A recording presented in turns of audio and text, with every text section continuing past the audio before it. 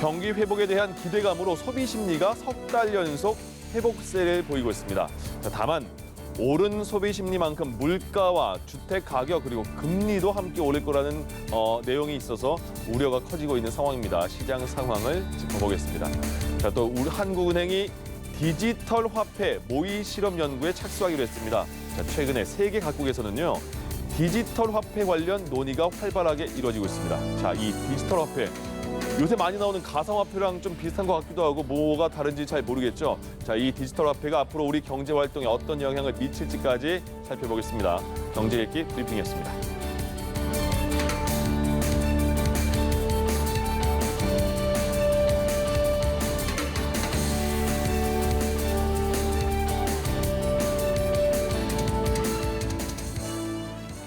네, 경제 읽기 브리핑으로 경제 읽기 김대호의 경제 읽기로 이어가겠습니다. 김대호 경제학 박사와 함께했습니다. 안녕하십니까? 네, 반갑습니다. 경제 읽기 브리핑은 제가 아까 했던 건데 말이 잘못 나왔습니다. 예, 그 소비하고자 하는 마음이 다시 살아나고 있나 보죠. 왜 그런 거예요, 일단? 이 경제는 한마디로 얘기하자면 경제는 심리다 이런 네. 얘기가 있습니다. 예. 사람들이 현 경제 상황이나 앞으로의 경제 상황에 대해서 어떻게 느끼느냐에 따라서 실제로 그렇게 경제가 굴러갈 가능성이 상당히 높고 예. 또 그게 더 확산이 돼요. 예를 들면 앞으로 경기가 좋을 것 같아 이렇게 생각을 하면 투자를 더 많이 하고 공장을 더 많이 차려서 사업을 합니다. 그러면 실제로 경기가 또 좋아지는 그런 측면이 있어요. 네. 물가가 오를 것 같다 생각하면 거기에 따라서 또 물건도 사고 이러면 많은 사람들이 물건을 사면 물가가 더 오른단 말이죠. 예. 그런 면에서 경제 심리라는 게 굉장히 중요합니다. 앞으로의 경제를 예측하기도 하고 예. 우리가 여기에 따라서 어떻게 대책을 쌓아야 되느냐. 근데 한국은행에서 발표하는 경제 심리 지수 중에 CCSI라는 게 있습니다. 예. 종합 소비자 심리 지수라는 건데요. 심리 지수 중에서 가장 정평 가장 공신력이 높다고 하겠죠. 네. 이게 지금 5달 연속으로 올라가고 있는데요. 코로나19 때문에 경제가 어렵다. 그래서 사람들이 경제하는 심리도 많이 손상되지 않았습니까? 예.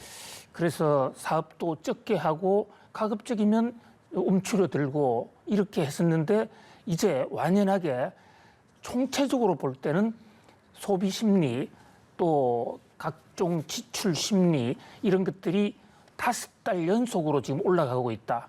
이것은 앞으로 경제가 상당히 좋아질 가능성이 있다.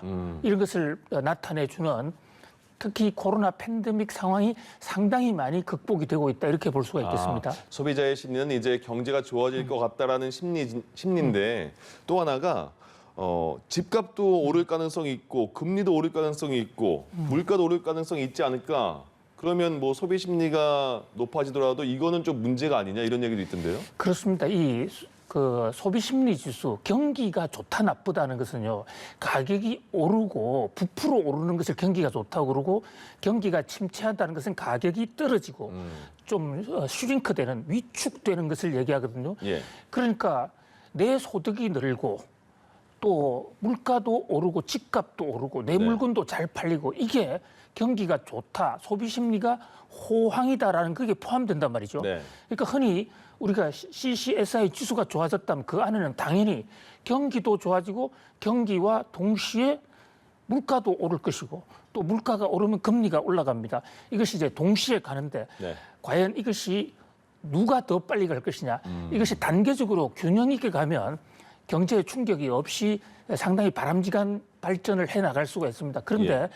만약에 제조업이나 생활 수준 향상이 10% 향상이 되는데 물가가 20% 오르고 금리가 30% 오른다면 경기가 좋아지더라도 그 내용 구성이 사람들이 살아가기에 가게나 기업이 견디기에 너무 어렵죠. 네. 이제 이런 사태를 대처하기 위해서 각 분야별 소비 심리 또 건설 심리 물가 심리 이런 것을 보는데 아니다 다를까 이 물가 심리나 금리 심리 같은 거는 좀 상당히 높아져 있어요. 예. 모든 경제하는 심리가 다 좋아지고 있다 이렇게 볼 수 있습니다. 그렇군요.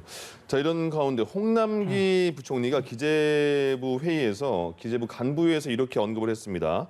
내 집 마련할 때 앞으로 공급을 감안해서 진중한 결정을 내려야 한다. 이거는 어떤 뜻일까요? 예, 홍남기 부총리가 기획재정부 확대 간부 회의 석상에서 아주 이례적으로 네. 투자 가이드, 집 재테크 하는 방법에 대해서 훈수를 뒀습니다. 예. 뭐 홍남기 부총리는 우리나라 최고의 경제 정책을 담당하고 있는 최고 고위 관료라고 볼 수가 있는데요. 예. 이제 이분이 자 집을 사고 파는 것은 각 개인의 마음이지만은 좀 신중하게 아주 정확한 워딩으로 하면 진중하게 진실되고 무겁게 결정해달라. 네. 그러니까 덜썩 가격이 올라간다 또는 앞에 좋은 집이 있다 그래서 그냥 사버린 걸 충동 구매라고 그러거든요. 예. 이거와 반대말이 이제 진중한 구매예요. 네. 아주 진지하게 생각을 해보라 이런데 왜 그렇게 진지하게 생각을 해야 되느냐 하는 이유를 세 가지를 들었습니다. 자, 첫 번째, 지금 집값이 많이 오르고 있는데 그런데 공급을 한번 생각해봐라. 이게 이제 홍남기 부총리의 얘기예요. 지금 올해 분양되는 부동산 물량이 예년보다 많고 예. 또 3기 신도시 같은 경우는 사전 분양이 있다. 그러니까 이 대목까지 감안해서 부동산을 살 것인지 팔 것인지를 결정해라. 자, 그다음에 세 번째 요인이 특히 더 주목할 만합니다. 홍남기 부총리는 이제 오랜 경험이 있으시니까 2007년도, 8년도 글로벌 금융위기 직후 또 1997년 우리가 IMF 금융위기를 당했을 때 그 직후에 경기가 급속히 회복되면 집값이 막 올라갔습니다. 네. 올라가다가 텐트럼이나 예를 들어서 우리가 테이퍼링, 갑자기 정부가 돈 푸는 것을 시중에 채권 매입하는 것을 줄인다든지, 예. 저번에 배웠잖아요. 그렇습니다. 예. 그리고 또 금리를 올린다든지 이러면 거기에 발작 현상, 그 경제학에서는 텐트럼 현상이라고 그러는데요. 그런 게 오면 집값이 떨어질 수도 있는데 지난번 두 번의 경제 위기, 10년 전, 20년 전에 왔던 두 번의 경제 위기를 보면 예. 그런 어떤 경제 위기가 극복되고 난 이후에 몇 년간은 집값이 상당히 안정되고 또 특히 2010년, 2000에서 한 2013년까지는 집값이 떨어지기도 했거든요. 네. 이런 것까지 같이 감안해서 진중하게 투자 판단을 하라. 이런 어떤 가이드를 준 것입니다. 그렇군요. 알겠습니다. 다음 주제로 넘어가 보겠습니다. 한국은행이 앞으로 디지털 화폐에 대한 모의 실험을 조만간 실시하겠다라는 말을 했어요. 네. 근데 디지털 화폐라는 게 생소하거든요. 그리고 디지털 화폐가 한국은행이 디지털 화폐 말한 것도 생소하고 디지털 화폐라는 게 먼저 뭐죠? 예, 디지털이라는 게 그러니까 0과 1의 두 개의 신호적으로 어떤 가상 공간에서 기억이 되고 이동하는 거란 말이에요. 그러니까 우리가 흔히 그 자금을 결제할 때 쓰는 화폐, 이것은 아날로그로서 실제로 돈이라는 물건을 주고받는 네네. 거지 않습니까? 그런데 이 돈을 주고받으면 상당히 불편해요. 깜빡 잊어먹고 식당에 지갑을 안 가져갔다. 그러면 무전 취식이 될 수도 있고. 예. 난감하죠. 예, 그다음에 집에 돈이 많이 생겼는데 잠이 안 오는 거예요. 도둑이 들까 봐. 그러나 그것을 디지털에 넣으면 디지털은 도둑이 들고 가도 컴퓨터로 얼마든지 추적할 수 있지 않습니까? 그런 걱정 한 번이라도 했으면 좋겠네요, 그죠? 예. 자, 그 밖에도 또 돈을 가지고 세금을 떼먹는 사람들이 많습니다. 네. 돈은 많이 버는데 국세청이 알 수 없게 돈을 숨기고 또 그 마니 라운더링이라고 해서 돈도 세탁을 합니다. 예. 어디서 왔느냐 이것을. 그러면 돈을 오히려 많이 버는 사람이 세금을 적게 내는 이런 조세 불평등한 이런 게 온단 말이죠. 네. 이런 모든 문제를 해결하기 위해서 아예 디지털로 모든 것을 넣어놓으면 잊어버릴 염려도 없고 세탁할 염려도 없고 예. 가장 확실한 것이죠. 그래서 이게 디지털 화폐가 1985년 노벨상 수상자로 유명한 제임스 토빈 박사가 만들자라고 주창을 했어요. 네. 그 제임스 토빈 박사가 누구냐? 미국의 지금 제닛 옐런 예. 재무장관이 바로 예일대학 출신이거든요. 그때 지도 교수 중에 한 사람이었어요.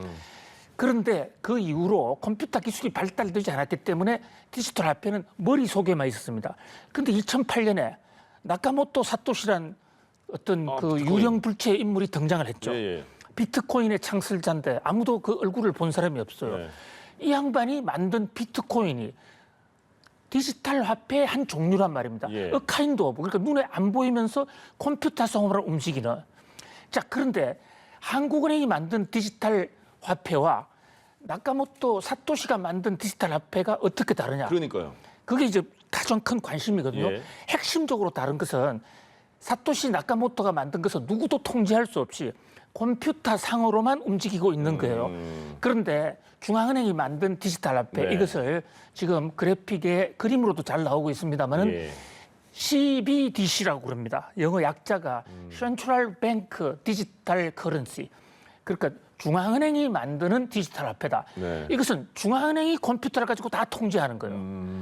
그런 면에서 블록체인 기술을 이용한다는 점도 똑같고 가지고 다니지도 않아야 된다는 점도 똑같고 예. 언제든지 주고받을 수 있다는 점에도 똑같은데 하나는 정부 당국이 그러니까 구체적으로는 중앙은행을 통해서 통제가 가능하냐 아니면 일반인들이 마음대로 쓰느냐 여기에 이제 가장 큰 차이가 있다고 볼 수가 있습니다. 근데 저희가 이제 뭐 은행 송금하거나 무슨 핸드폰으로 찍고 결제하는 거 있잖아요. 그런 것도 사실 송금하는 것도 그렇고 실물이 왔다 갔다 하는 건 아니지 않습니까?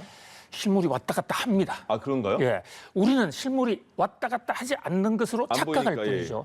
예를 들어서 제가 김민관 앵커님한테 돈을 100만 원을 송금하고 싶다. 예, 예. 그럼 컴퓨터 열어서 은행을 들어가죠. 예, 예. 은행에서 돈을 치면 네.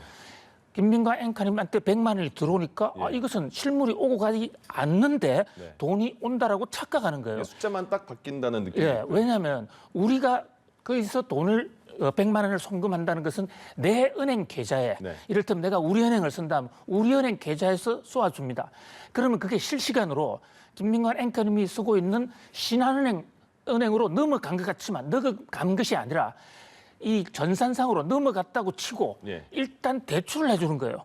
그래가지고 돈을 먼저 정산을 한 것처럼 보이지만은 은행은 사후적으로 그 돈을 실제로 실물을 주고받으면서 사후 정산을 합니다. 네. 그 사후 정산을 어디서 하느냐? 예. 한국은행에서 합니다. 네. 그래서 도둑들이 제대로 된 큰 도둑은 한국은행을 틀어야 되는 거죠. 굳이 아무튼 뭐 그런 방식까지 알려줄 필요가 있나 싶어요. 예. 예. 끝났습니까? 예, 예. 예. 아, 그래요? 예.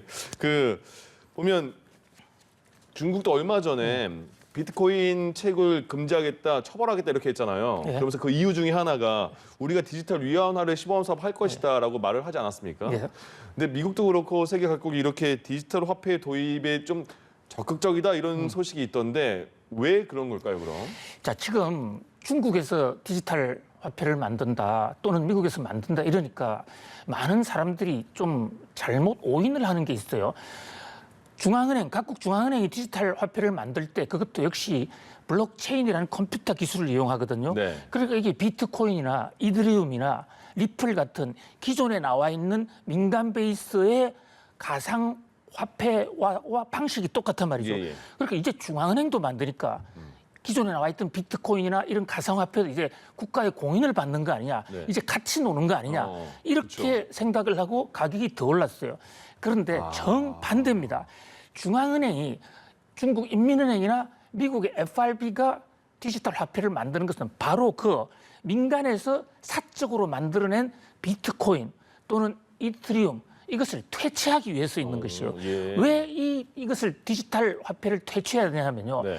이것은 누가 찍어낸지도 모르고 얼마 거래된지도 모르고 이러기 때문에 세금을 제대로 거둘 수가 없고 그러네요. 정부가 통화량이 얼마나 풀렸는지도 모르기 때문에 네. 통화 관리를 할 수 없어요.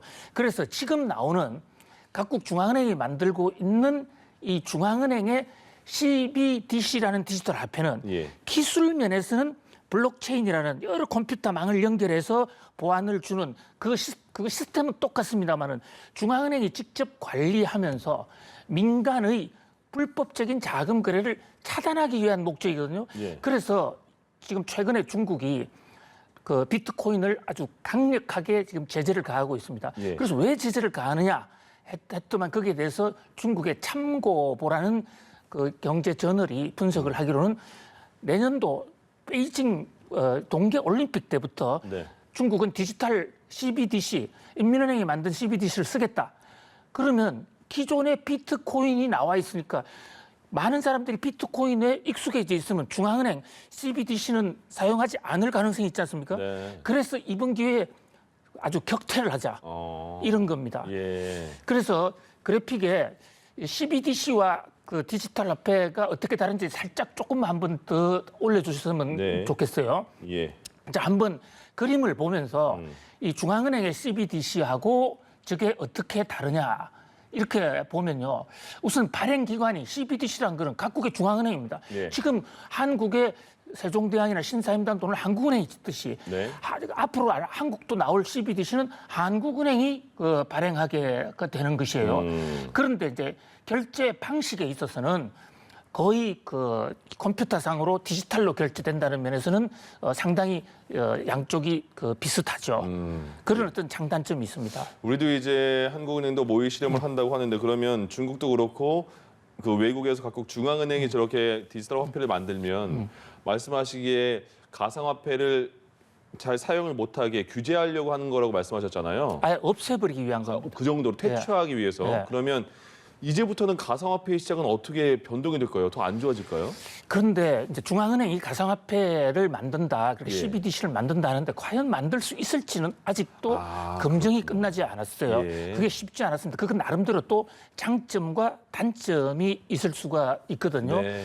그래서 수록 중앙은행이 CBDC를 만든다 하더라도 여전히 민간 차원에서의 비트코인 같은 거는 존재할 가능성도 있고요. 예. 비트코인의 가장 큰 장점은 네. 정부가 모르게 한다. 예. 그러니까 수시로 거래할 수 있다는 점에서는 디지털 화폐는 다 똑같지만 내가 거래하는 예금, 내 지갑을 정부뿐만 아니라 옆에서도 특히 집에서도 다른 사람이 몰랐으면 그러네요. 좋겠다 하는 것이 그 인간의 심리란 말이죠. 그런 심리는 여전히 남아 있는 거예요. 예. 다만 정부 입장에서는 가상화폐가 너무 커져서 비트코인이나 리플이 너무 커지면 기존의 지금 화폐, 지폐, 우리 주화, 예. 법정 주화도 안 쓰고 가상화폐를만 쓰게 되면 정부는 세금도 못 걷게 되고 통화정책이 국가가 존립을 할 수가 없습니다. 예. 그래서 앞으로 중앙은행과 민간에서의 이 가상화폐 간에 아주 눈에 보이지 않는 아주 엄청난 전쟁이 상당 기간 이어질 것으로 보입니다. 지금 가상화폐 거래소에서 뭐 돈도 지급이 안 되는 그런 그 불분명한 거래소가 많아서 은행과 연계해서 금융사고 위험 방지하기 위해서 뭐 실명 계좌를 발급해줘라 은행에서 이렇게 말을 했잖아요. 근데 거부하는 은행들이 부담이 갖는 은행들이 많나 봐요. 그러면 앞으로 이후에 가상화폐 거래소가 퇴출될 수 있는 상황입니까? 굉장히 중요한 대목을 지적을 해주셨는데요. 지금 가상화폐를 거래하시거나 앞으로 거래하실 분들은 지금 김민광 앵커님 말을 굉장히 유심히 지금 들으셔야 돼요. 예. 은성수 금융위원장 얘기에 따르면 우리나라에 가상화폐를 거래하는 곳이 약 한 200군데 된다고 그래요. 그런데 그동안에는 누가 거래하든지 정부는 알지도 못했고 알려고 하지도 않았습니다. 네. 정부는 여전히 알려고 하지는 않아요. 자, 그럼에도 불구하고 지금 가상화폐를 둘러싼 부실 거래 또는 사기 이런 게 많이 생기니까 특검법이라는 걸 만들었거든요. 예. 특정 금융 거래에 관한 법인데 이것을 만들어 가지고 오는 9월 달부터는 은행으로부터 결제 계좌를 받지 못해 그러니까 가상화폐끼리 거래하는 거 그건 안 됩니다. 앞으로는 할 수는 있지만 그것만 하고 있으면 거래소 폐쇄됩니다. 예. 은행 계좌가 있어서 은행을 통해서 거래하라는 게 이게 정부의 지침인데요. 네. 근데 은행에서 그 계좌를 열어줘야 되지 않습니까? 예. 지금 현재 은행들이 계좌를 열어주고 있는 가상화폐 거래소는 4개밖에 없습니다. 9월 달까지 이 계좌를 열지 못하면 예. 나머지 200개는 폐쇄됩니다. 정부의 공권력에 따라서요. 네네. 그리고 지금 열어놓고 있는 4군데도 은행이 추인을 안 해주면 폐쇄될 가능성이 있는데요. 최근에 가상화폐에 대해서 불안감이 커지니까 은행들이 골치 아파서 안 할래. 이러고 지금 떠나고 있어요. 지금 시중은행 중에서 자막에 나오고 있죠. 네. KB국민은행, 하나은행, 우리은행은 지금 전혀 하고 있지 않습니다. 앞으로도 안 할 것이다. 이렇게 지금 얘기가 나오고 있고 시중은행 중에서 유일하게 하고 있는 곳은 신한은행 하나인데 신한은행도 최근에 무슨 그 옵티마 사건, 라인 펀드 사건으로 혼이 나서 옵티머스 사건, 상당히 예. 지금 조심하고 있고요. 예. 또 하나 이제 농협, 그다음에 K뱅크 이렇게 하고 있는데 앞으로 한국에서 가상화폐업을 하려면 살아남기 위해서는 저 은행에 가서 계좌를 열어야 됩니다. 계좌를 열지 않으면 전부 불법으로 처벌되고 다 한국을 떠날 수밖에 없습니다. 그렇게 되면 저 가상화폐 거래소에 지갑을 놔두고 있는 사람, 예. 거래하던 사람 돈은 한꺼번에 휴지가 될 가능성이 있습니다. 그래서 이 대목은 가상화폐 거래소도 중요하지만 일반 고객 입장에서도 매우 예의주시해야 될 게 지금 정부가 마련하고 있는 특정 금융거래 정보에 관한 법, 특검법 9월 달에 시행이 됩니다. 아, 이게 그러면 그 가상화폐 거래소가 한 200개 정도 있다고 말씀하셨는데 그 중에서 은행 계좌를 열지 못하는 거래소는 시한이 언제까지 열어야 9월 25일입니다. 9월 25일 이후에는 바로 범법 행위가 되기 때문에 예. 바로 철폐하게 되거든요. 그런데 가상화폐는 네. 우리 주식하고 또 달라서 가상화폐는 각 거래소에 자기의 지갑을 놔두고 사는 겁니다. 예. 그러니까 내가 가상화폐를 샀다 해서 비트코인이 호주머니에 넣고 다니는 게 아니에요. 네네. 내 컴퓨터로 들어오지 않았습니다. 그런데 가상화폐 거래 계좌에 있는데 정부의 특검법으로 해서 9월 달에 그 가상화폐 거래소 200개 중에 한 196개가 없어진다면 예. 거기에 거래하던 사람의 돈은 한꺼번에 휴지가 될 수가 있다는 그러니까 거죠. 그거 어떻게 그럼 거래하는 사람이 예. 언제까지 이걸 알고 빼냐 마냐를 결정해야 되잖아요. 그렇습니다. 그러니까 9월 25일까지 그 전에 예. 은행에서 계좌를 열어줬느냐 안 열어줬느냐 은행에 물어보면 금방 압니다. 그러니까 그때까지도 은행 계좌가 마련하지 못할 것 같은 거래소는 없어지거나 아니면 해외로 옮길 겁니다. 너무 한국에서는 중요하네요, 영업 이거. 못합니다. 예, 알겠습니다. 이거 잘 따져보시고 9월 25일까지 계좌를 열어야 된다. 아니면 퇴출당한다. 그러니까 불법이다 이렇게 말씀하신 그렇습니다. 거고요. 예.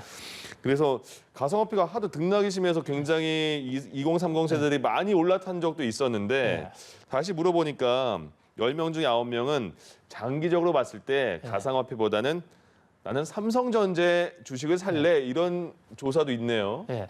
주식과 이 가상화폐가 다른 네. 어디가 좋다 나쁘다는 거 얘기할 수 없습니다. 각자 장단점이 있는데요. 주식은 한 가지 이제 좀 마음이 편한 게 회사가 잘 되면 그 실적의 결과로 주가가 올라간단 말이죠. 예. 물론 회사가 나쁘면 그 회사 상장 폐지돼서 휴지가 됩니다.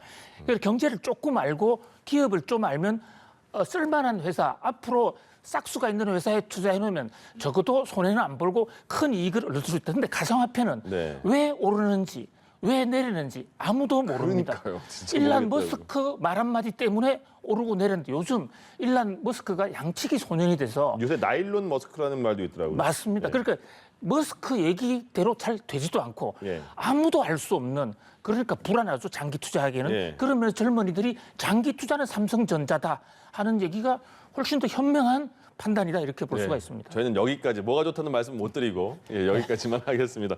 김대호의 경제읽기 김대호 경제학 박사와 함께했습니다. 고맙습니다. 감사합니다.